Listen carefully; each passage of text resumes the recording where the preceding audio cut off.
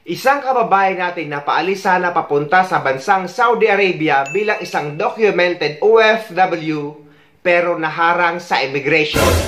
Dahil ang mga personal niyang impormasyon ay nagamit na ng isang OFW na matagal nang umalis papunta sa ibang bansa para magtrabaho. At gamit ang parehong passport pero iba ang picture na nakalagay. Meaning guys, ay yung naunang umalis ay isang impostor. What? Hinarang ng Bureau of Immigration ang isang first-timer na OFW sa NAIA. Ang mga detalye kasi sa passport niya, nagamit na ng isang OFW na matagal nang nakaalis ng bansa. Nasa frontline ng balitang yan si Marlene Alcaide. Dalawang passport, pareho ng pangalan, petsa at lugar ng kapanganakan, pero magkaibang tao. Naiba lang din sa lugar na pinagkuhanan. Ang isa, nakaalis na bilang OFW noong 2019, habang ang isa, naharang ng Bureau of Immigration sa NAIA nitong January 25. Ayon sa BI, paalis na sana pa Saudi Arabia ang 33-year-old at first-time OFW na si alias Olive ng harangin. Nakita po ng ating mga immigration officers na may mga discrepancy po doon sa kanyang mga sinasabi at sa kanyang dokumento. Giit ng naharang na biyahero, siya raw talaga ang tunay na may-ari ng identity sa passport. Ayon sa BI, sinabi raw ng OFW na kinausap siya ng isang recruiter sa Maguindanao para maging household worker abroad noong 2014. Ibinigay daw ng biktima ang lahat ng kanyang dokumento at binago raw ng recruiter ang kanyang birth certificate para pumasok sa nooy 23-year-old requirement sa household workers. Pero hindi siya natuloy umalis. Simula noon, binlock na raw siya ng recruiter. Tingin ng BI, posibleng nagamit ng ibang naghahangad na maging OFW ang identity ng biktima.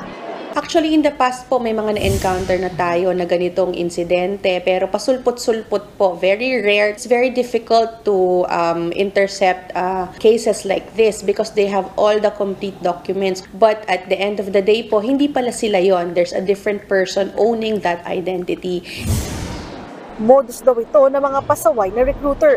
Nag-entice po ng mga mas bata-bata na mga aspiring OFWs. Karamihan po niyan tina-target mga 17, 18, 19 years old, yung mga hindi pa po within the age range na pinapayagan po upang magtrabaho as household service workers.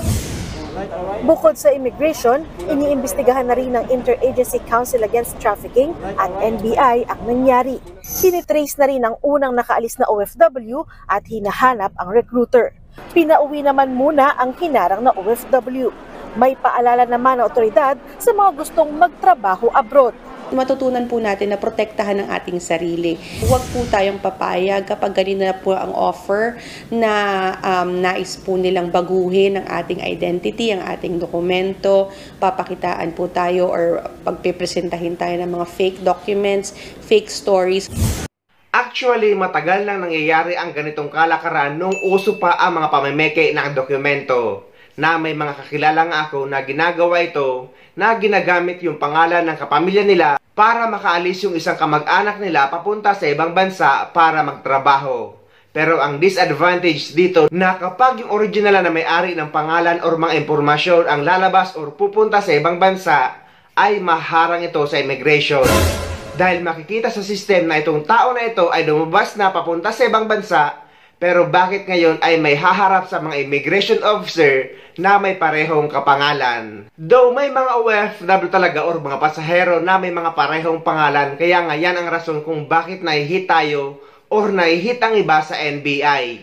Pero guys, dahil nga sa teknolohiya ngayon, ay kapag scan ng passport nyo ay makikita ang pagkakaiba or pagkakapareho ng isang passport. Lalo na't may mga fingerprint tayo.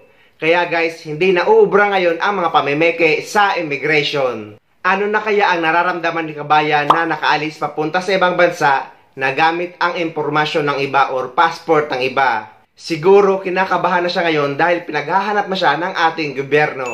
Kaya guys, maging lesson ito sa lahat na wag kayong papatol sa mga pamimeke ng dokumento dahil kung makaalis man kayo ay darating ang panahon na mahuhuli at mahuhuli kayo.